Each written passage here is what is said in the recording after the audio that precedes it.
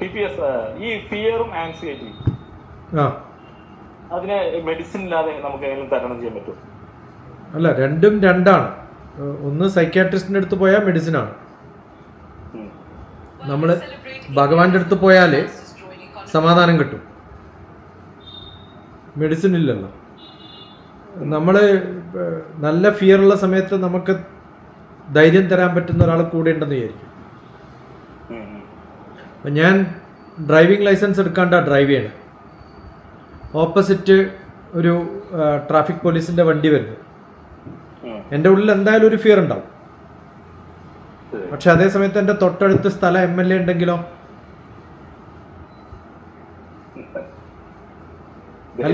അല്ലെങ്കിൽ ഞാൻ എന്നെക്കാളും പവർഫുൾ ആയിട്ടുള്ള ഒരാൾ എൻ്റെ കൂടെ ഉണ്ടെന്നുണ്ടാവുമ്പോൾ മിക്കവാറും ഫിയർ ഉണ്ടാവില്ല.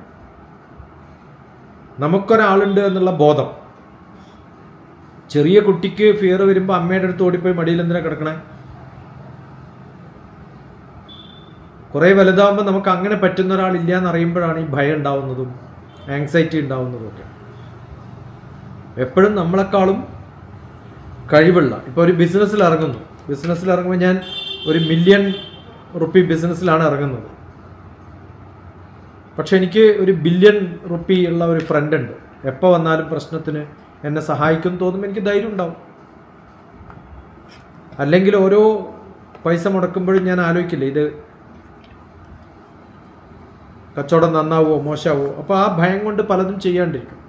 റിസ്ക് എടുക്കാൻ തയ്യാറാവുന്നത് ആണ് ബിസിനസ്സിൻ്റെ ഏറ്റവും വലിയ വിജയം. പക്ഷെ റിസ്ക് എടുക്കണമെങ്കിൽ ഒരു കോഷൻ ഡെപ്പോസിറ്റ് എപ്പോഴും നമ്മുടെ കയ്യിലുണ്ടാവണം. ചിലർക്ക് കാശില്ലാത്തപ്പോഴും ഭയം വരും.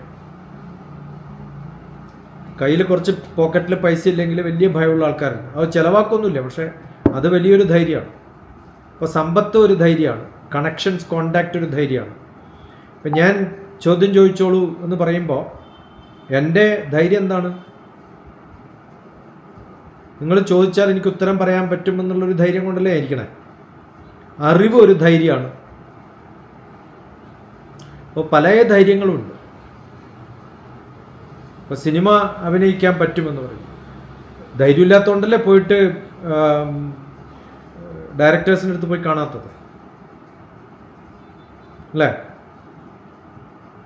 അപ്പം നമ്മൾ ഒരു ഷോർട്ട് ഫിലിം ചെയ്തു. ഞാൻ ചെയ്തിട്ടുണ്ട്, ഞാൻ സിനിമ ചെയ്തിട്ടുണ്ട്, എല്ലാ സംഭവങ്ങളും ചെയ്തിട്ടുള്ളവരാണ്. അപ്പോൾ സിനിമ ചെയ്തിട്ടുണ്ട്. അപ്പോൾ ഷോർട്ട് ഫിലിമിൽ വരുന്ന സൈഡ് ആക്ടേഴ്സ് ഞാൻ രണ്ടിലും ഹീറോ ആയിട്ടാണ്.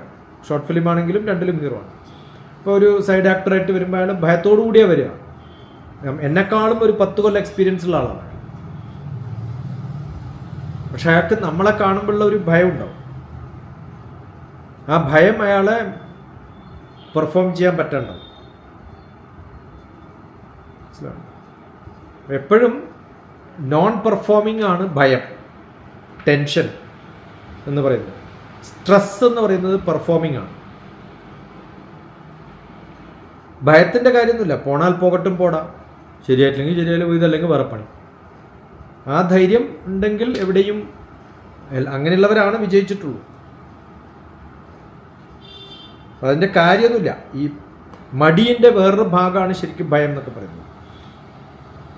അപ്പം നിങ്ങൾക്കൊരു 10 ഡയറക്ടർ എടുത്ത് പോയിട്ട്, ഇപ്പം നമ്മളിപ്പം പല സിനിമകളും കണ്ടിട്ടില്ലേ,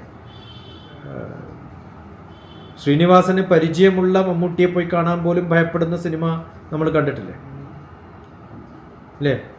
അത് നേരെ പോവാൻ മടി കൊണ്ട് പല വളഞ്ഞ വഴിയും പോകുന്നത് ഭയം കൊണ്ടാണ്. ആദ്യം പോവാത്തത് മടി കൊണ്ടാണ്. ആ മടി അയാളെ ഇൻട്രോവേർട്ടാക്കിയിട്ട് മാറ്റും. അപ്പം ഞാനിപ്പോൾ എല്ലാ ദിവസവും വ്യത്യസ്തമായ ആൾക്കാരോട് സംസാരിക്കുമ്പോൾ വ്യത്യസ്തമായ പ്രോജക്റ്റുകൾ പറയും. അത് ചെയ്യണം ഇത് ചെയ്യണം എന്നൊക്കെ പറയും. ഇന്നിപ്പോൾ ഒരു 10ാമത്തെ 11ാമത്തെ ആളാണ്. ഓരോരാളോടും ഓരോ കാര്യങ്ങളല്ലേ പറയാം. ആ പറയുന്നതൊക്കെ അവർ ചെയ്യില്ല എന്ന് നമുക്ക് നന്നായിട്ട് അറിയാം. ഒന്ന് പേടി, ഒന്ന് ഭയം, ഒന്ന് ഈ പറഞ്ഞ ഫ്രസ്ട്രേഷൻ ഉള്ളവരുണ്ടാവും. നല്ല കഴിവുണ്ട്, പക്ഷേ ജീവിതത്തിൻ്റെ അനുഭവങ്ങൾ I am a big zero എന്ന് പറയും. ഇപ്പം ഞാൻ പറഞ്ഞു സീറോ ഒന്ന് സ്റ്റാർട്ട് ചെയ്യാം, നമുക്ക് let us see from zero start ചെയ്തിട്ട് എന്താ പറ്റുമെന്ന്. അത് വലിയൊരു വാക്കാണ് അവർക്ക്. അത് കേട്ടപ്പോൾ നമ്മൾ പലപ്പോഴും സീറോ ഒന്ന് സ്റ്റാർട്ട് ചെയ്യാന്ന് പറയുമ്പോൾ അങ്ങനെ ഉദ്ദേശിച്ചിട്ടല്ല പറയുന്നത്, വെറുതെ കാഷ്വലായിട്ട് പറയുന്നത്. പക്ഷെ അവരോട് പറഞ്ഞപ്പോൾ അതങ്ങനെ ആയിപ്പോയി. അത് വലിയൊരു ധൈര്യമാണ് അവർക്ക്. അങ്ങനെ കുറേ പേര് ഒരു പൈലറ്റ് ആവണമെന്ന് ആഗ്രഹിച്ച് പറ്റാത്ത ആൾക്കാർ, IAS ട്രെയിനിങ് കൊടുത്ത ഒരാൾ വീട്ടിൽ വെറുതെ ഇരിക്കുന്നു ഒരു പണിയില്ലാണ്ട്. അപ്പോൾ ഇങ്ങനെ അതുകൊണ്ട് കുടുംബ പ്രശ്നങ്ങളുണ്ടാവും. ഇങ്ങനെ കുറേ പേരെ കാണും നമ്മൾ എല്ലാ ദിവസവും. അപ്പോൾ ഭയം എന്ന് പറയുന്നതിൻ്റെ കാര്യമൊന്നുമില്ല. നമ്മളേതായാലും കുറച്ച് കാലമേ ഉള്ളൂ. ആ കാലം വരെ കുറേ പേരെ കാണുന്നു, കുറേ പേരായിട്ട് ഉരസുന്നു, അവിടെ ഇവിടെയൊക്കെ തട്ടുന്നു, മുട്ടുന്നു, പൊട്ടുന്നു. ഓക്കെ. ഈ ചൈൽഡ്ഹുഡിൽ നമ്മുടെ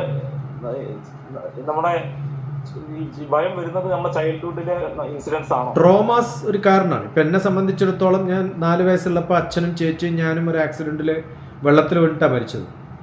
2 പേരും മരിച്ചു, ഞാൻ രക്ഷപ്പെട്ടു, അല്ലെങ്കിൽ അവർ രക്ഷപ്പെട്ടു, ഞാൻ ബാക്കിയായി. ഓക്കെ.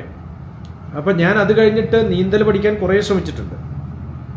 നീന്താനൊക്കെ പറ്റും, പക്ഷേ ഉള്ളിൻ്റെ ഉള്ളിൽ എന്തിനാ ഞാനിത് ചെയ്യണമെന്ന്, എനിക്ക് ആവശ്യമില്ലാത്തൊരു സംഭവം ഞാൻ ചെയ്യുന്ന പോലെ എനിക്ക് തോന്നും.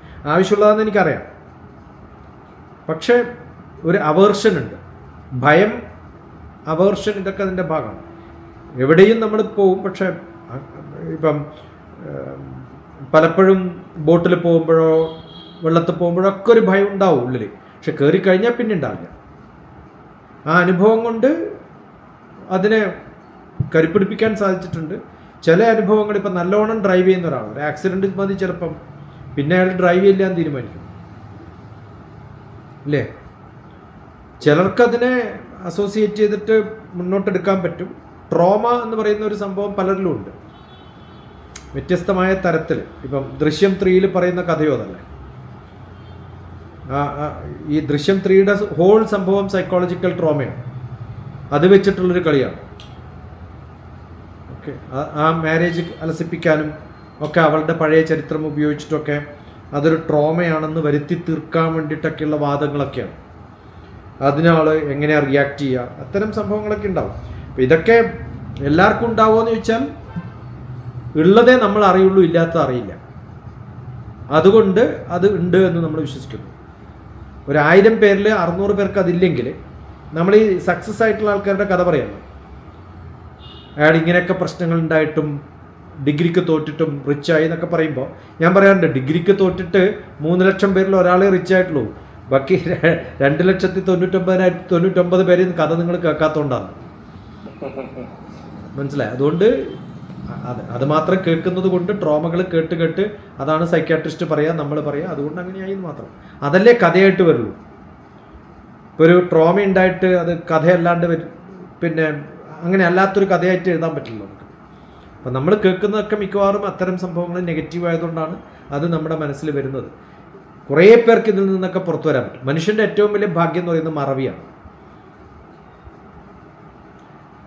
ഞാൻ ഇന്നലെ നടന്ന സംഭവം ഇന്നും ചിന്തിച്ച് നാളെയും ചിന്തിച്ച് മറ്റന്നാളും ചിന്തിക്കുന്നത് വേറെ പണിയൊന്നും ഇല്ലാത്തതുകൊണ്ട്. ഓക്കെ. അതുകൊണ്ട് ഒരുവിധം സംഭവങ്ങൾക്കൊക്കെ സൊല്യൂഷൻ ടൈമാണെന്ന് വിശ്വസിക്കുന്ന ഒരാളാണ്. നമ്മൾ അടി കൂടിയിട്ടുണ്ടാവും ആരെങ്കിലും, പിന്നെയും അയാളെ കാണുമ്പോൾ നമുക്ക് സംസാരിക്കാൻ ഒരു ബുദ്ധിമുട്ടില്ല. ആ കോണ്ടെക്സ്റ്റിലാണെന്നുള്ള ബോധം നമുക്കുണ്ടായാൽ പിന്നെ പ്രശ്നമില്ല. അതുപോലെ പല സംഭവങ്ങളും പല തെറ്റുകളോ അല്ലെങ്കിൽ കുറ്റങ്ങളോ അല്ലെങ്കിൽ ചെയ്യരുതാത്തതെന്ന് നമ്മൾ ഒരു കാര്യമൊന്നുമില്ല, ചെയ്യരുതാത്തത് ചെയ്തു എന്നൊക്കെ പറയുന്നൊരു സംഭവങ്ങളൊക്കെ ഉണ്ടെങ്കിൽ അതിനെക്കുറിച്ച് മറക്കാൻ അദ്ദേഹത്തിന് സാധിക്കാത്തതിൻ്റെ കാരണം അതിനേക്കാളും വലിയ കാര്യങ്ങളൊന്നും അയാൾ ചെയ്യാത്തതുകൊണ്ടായിരിക്കും. അതുകൊണ്ട് സത്സംഗ് മാറ്റേഴ്സ്. നമ്മുടെ വിഷൻ എന്താണ്, ജീവിതത്തിൽ ഉദ്ദേശം എന്നുള്ളതൊക്കെയാണ് നമ്മളെ ഗൈഡ് ചെയ്യുക മിക്കവാറും. ഈ ആൻസൈറ്റി ചില സംഭവങ്ങളിലൊക്കെ ഇങ്ങനെ ആലോചിച്ചിരിക്കും, ചില കാര്യങ്ങൾക്ക് അതങ്ങനെ സംഭവിക്കുമോ, ഒരാളൊരു കോൾ വന്നാൽ മതി, അപ്പൊ അങ്ങനെ ചിന്തിക്കും. അല്ല, ഞാനത് പറയുന്നത് അതിനേക്കാളും വലിയ സംഭവങ്ങൾ ഇല്ലാത്തതുകൊണ്ടാണെന്നാണ് പറഞ്ഞത്. നമ്മളെന്തിനും ചിന്തിച്ച് സമയം കളയുന്നത്? കർമ്മമാണ് തോട്ട് എന്ന് പറയുന്നത്. തിങ്ക് ആൻഡ് ബിക്കം തങ്ക് എന്ന് പറയും. എല്ലാ ദിവസവും പരീക്ഷയുള്ള ഒരാൾക്ക് ഇന്നലെ നടന്ന പരീക്ഷയിൽ ഫെയിലിയറിനെ കുറിച്ച് ഇന്ന് ആലോചിക്കാൻ സമയമുണ്ടോ? ഉണ്ടോ? എല്ലാ ദിവസവും പണിയെടുക്കുന്നവന് ഇന്നലെ പിന്നെ കൂലി കിട്ടിയിട്ടില്ല എന്ന് ആലോചിക്കില്ല. അവൻ അന്നത്തെ കൂലി അന്ന് ആലോചിക്കും. എല്ലാ ദിവസവും പണിയുണ്ടല്ലോ. ഒരു പണിയും ഇല്ലാത്തവർ പിറ്റേ ദിവസം ആയിരിക്കും ഇന്നലെയും കൂലി കിട്ടിയില്ല, മിഞ്ഞാന്ന് പണിയെടുത്തിട്ട് കൂലി കിട്ടിയില്ല, 4 ദിവസമായി പണിയെടുക്കാണ്ട്. അതുകൊണ്ടാണ്. അല്ലെങ്കിൽ ഇന്നത്തെ കൂലിയല്ലേ ഞാൻ ആലോചിക്കേണ്ടത്. അതാണ് പ്രശ്നം. നമ്മളെ എൻഗേജ് ചെയ്യാൻ മതി കൂടുതലായിട്ട് അല്ലേ. ഏറ്റവും എല്ലാ പ്രശ്നങ്ങൾക്കും എല്ലാ അസുഖങ്ങൾക്കും പ്രശ്നം എന്ന് പറയുന്നത് നമ്മൾ മടി എന്നുള്ള സംഭവവും എൻഗേജ്ഡ് അല്ല എന്നുള്ളത്.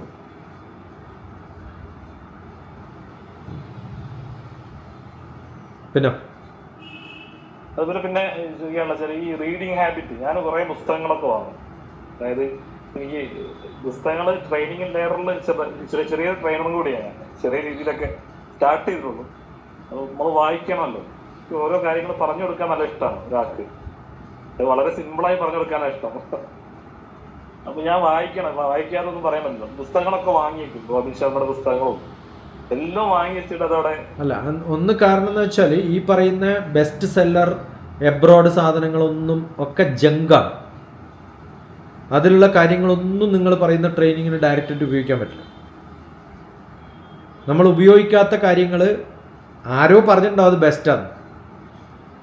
അത് പറയുന്നവനും വായിച്ചിട്ടുണ്ടാവില്ല ചിലപ്പോൾ. ഈ വലിയ കേരളത്തിലുള്ള ചില മണ്ടന്മാരായിട്ടുള്ള ട്രെയിനർമാരെ കണ്ടിട്ട് അവർ കുറേ കാര്യങ്ങൾ പറയും. അത് പഴയ കുതിരവട്ടം പപ്പുവിൻ്റെ തമാശനേക്കാളും താണ തമാശ.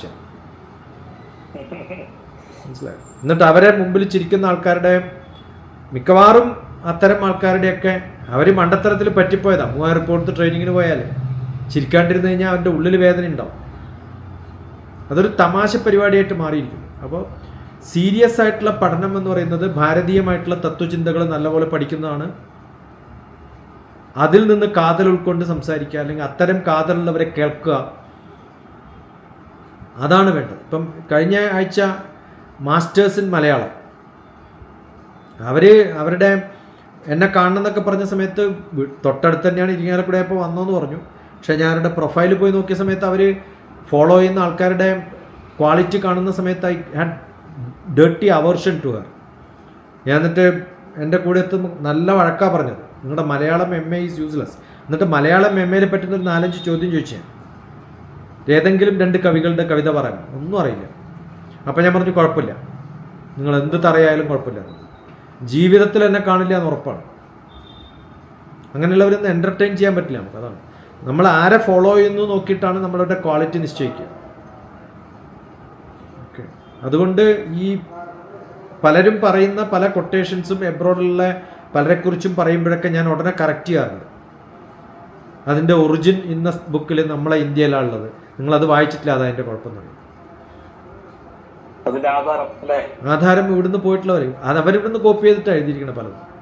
പിന്നെ പലരും ഫോളോ ചെയ്യുന്ന spiritual leaders blah blah blah English അല്ലാണ്ട് ഒരു ബേസിക് ശ്ലോകം പോലും കോട്ട് ചെയ്യാതെ പറയുന്നവരാണ് ഫേമസ് ആയിട്ടുള്ളവർ. അപ്പോൾ അതാണ് ഈ ലോകം. കലവു കാർത്തയുഗം കർമ്മസദായ കർത്തുമിശ്ചതി സ്വാമിദ്രോഹി ഇതം മത്വ ഇതരാം ബാധതേ കലി എന്നാണ്. കലി ബാധിച്ചിട്ടുള്ള സമയമാണ്. അപ്പോൾ മോശം ആൾക്കാർക്കൊക്കെ പ്രൊമോഷൻ കിട്ടും. അതിനെപ്പറ്റി വേവലാതിപ്പെട്ടിട്ട് കാര്യമൊന്നും. ഞാൻ ചോദിക്കുന്ന TPS പുസ്തകങ്ങളൊക്കെ വാങ്ങി, ഏത് പുസ്തകങ്ങളൊക്കെ വാങ്ങി വെക്കുന്ന കുറച്ച് 10 പേജൊക്കെ വായിക്കും. അത് യൂസ്ലെസ് ആയതുകൊണ്ടാണ് ഞാൻ പറഞ്ഞത്. അത് യൂസ്ലെസ് ആയതുകൊണ്ടാണ് വായിക്കാത്തത്. അതിനെക്കുറിച്ച് വേവലാതിപ്പെടണ്ട. നമ്മൾ ഓർഡർ ചെയ്ത് ഭക്ഷണം തീരെ ടേസ്റ്റ് ഇല്ലെങ്കിൽ കഴിക്കണം എന്ന് പറഞ്ഞാൽ കഴിക്കുമോ? ഇത്രയൊക്കെ ഉള്ളൂ. അതുകൊണ്ട് നല്ല ഭക്ഷണം സെലക്ട് ചെയ്യാൻ നിങ്ങൾക്ക് അറിയില്ല എന്നർത്ഥം. എനിക്ക് ആത്മീയ സംഭവങ്ങളൊക്കെ എനിക്ക് ഇഷ്ടമാണ്, പ്രഭാഷണങ്ങളൊക്കെ ഞാൻ കേൾക്കും. അതിനോട് ഭയങ്കര ശരിക്കും അത്തരം കേട്ടിട്ട് അതിനകത്ത് നിന്ന് നോട്ട് ഉണ്ടാക്കി പഠിക്കുന്നതാണ് ഇതിനേക്കാളും നല്ലത്. അതിനോട് ഭയങ്കര നല്ല ക്ലാസ്സുകളും നല്ല പ്രഭാഷണങ്ങളും നല്ല ഡോക്യുമെന്ററീസും ഒക്കെ മതി. ബുക്ക് തന്നെ വേണം നിർബന്ധമൊന്നുമില്ല. ബുക്ക് വായിക്കുന്നത് നല്ലതാണ്, അല്ലാന്ന് ഞാൻ പറയുന്നില്ല. പക്ഷെ അതിനോടൊരു മമത കിട്ടണമെങ്കിൽ അത്തരം നല്ല പുസ്തകങ്ങൾ വായിക്കാൻ പറ്റില്ലെങ്കിൽ പിന്നെ your language is English, probably yes English could be good for you. അതല്ലെങ്കിൽ മലയാളത്തിൽ എത്ര നല്ല പുസ്തകങ്ങളുണ്ട്. ഞാൻ ഇന്നലെ ഒരു ക്ലാസ്സിൽ ഒരു നമ്മളറിയുന്ന ഒരാളെ ഒരു സ്കോളറുണ്ട് ഞങ്ങളുടെ വീടിന്റെ അടുത്തുള്ള അദ്ദേഹത്തിന്റെ ക്ലാസ് അറ്റൻഡ് ചെയ്തു. അപ്പൊ അദ്ദേഹം പറയുന്നൊക്കെ ആത്മീയമായിട്ടുള്ള കാര്യങ്ങളാണ്. അപ്പോൾ ഇവരെ കുറിച്ച് പറഞ്ഞു, ആരെ നമ്മുടെ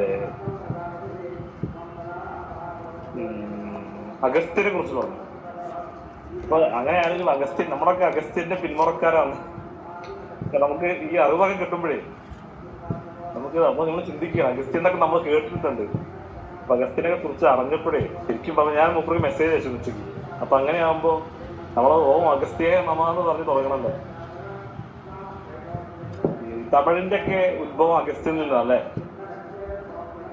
എന്നോട് ചെമ്മണ്ടയിലെ ഒരു പ്രഭാഷണത്തിൽ ഞാൻ കോട്ട് ചെയ്തിട്ടുണ്ട്. ഞാൻ ഇന്നലെ എന്റെ സുഹൃത്തിനോട് പറഞ്ഞു, അഗസ്ത്യനെ കുറിച്ച് കേട്ടു, മനസ്സിലായി കുറച്ച് കാര്യങ്ങളൊക്കെ മനസ്സിലായി, പക്ഷെ ഭയങ്കര ഇൻട്രസ്റ്റിംഗ് ആയി തോന്നി. തമിഴിന്റെ ഒക്കെ ഉത്ഭവം അഗസ്ത്യനിൽ നിന്നാണ് അദ്ദേഹം പറഞ്ഞതിനോട് ഒരിക്കലും ഉണ്ട്.